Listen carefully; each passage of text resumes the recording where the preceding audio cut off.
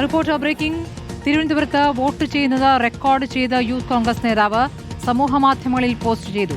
Youth Congress Thiruvananthapuram ജില്ലാ vice president Saidali കൈപ്പാടിയാണ് പോസ്റ്റിട്ടത്.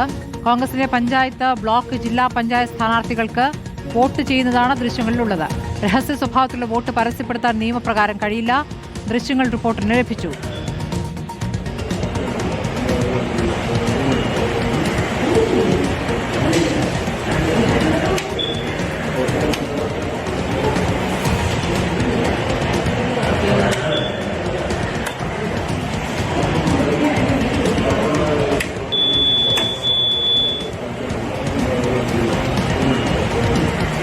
റഷീദ് വിവരങ്ങളുമായി. റഹീസ്, ഇപ്പോൾ സ്ഥാനാർത്ഥികൾ വോട്ട് ചെയ്യുന്ന ദൃശ്യങ്ങളാണോ പ്രദർശിപ്പിച്ചത്, പുറത്തേക്ക് വിട്ടിരിക്കുന്നത്?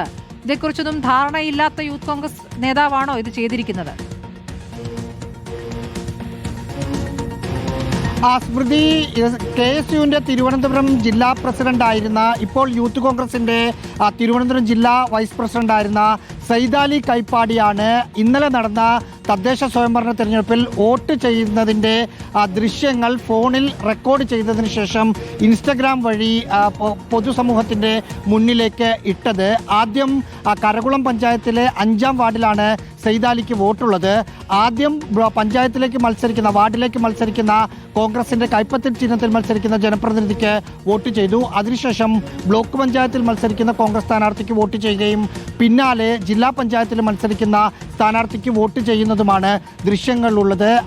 അത് പലതരത്തിൽ ഷെയർ ചെയ്ത് പോകുന്ന പശ്ചാത്തലത്തിൽ ഇത് തെരഞ്ഞെടുപ്പ് കമ്മീഷന്റെ മുമ്പിലും എത്തിയിട്ടുണ്ട് എന്ന് മനസ്സിലാക്കുന്നു. നിയമപ്രകാരം രഹസ്യ സ്വഭാവത്തിലുള്ള വോട്ടിംഗ് പരസ്യപ്പെടുത്തുന്നത് ക്രിമിനൽ കുറ്റമാണ്. അത്തരം നടപടിക്രമങ്ങളിലേക്ക് തെരഞ്ഞെടുപ്പ് കമ്മീഷനിൽ ആരെങ്കിലും പരാതി നൽകിയാൽ എത്താനുള്ള സാധ്യതകളാണ് ഉള്ളത്. അദ്ദേഹവുമായി നമ്മൾ സംസാരിച്ചിരുന്നു. അതിൻ്റെ ഒരു സീരിയസ്നെസ് മനസ്സിലായിട്ടില്ല എന്നാണ് മറുപടി നൽകിയത്. ശരി, റഹീസ് റഷീദാണ് വിവരങ്ങൾ നൽകിയത്.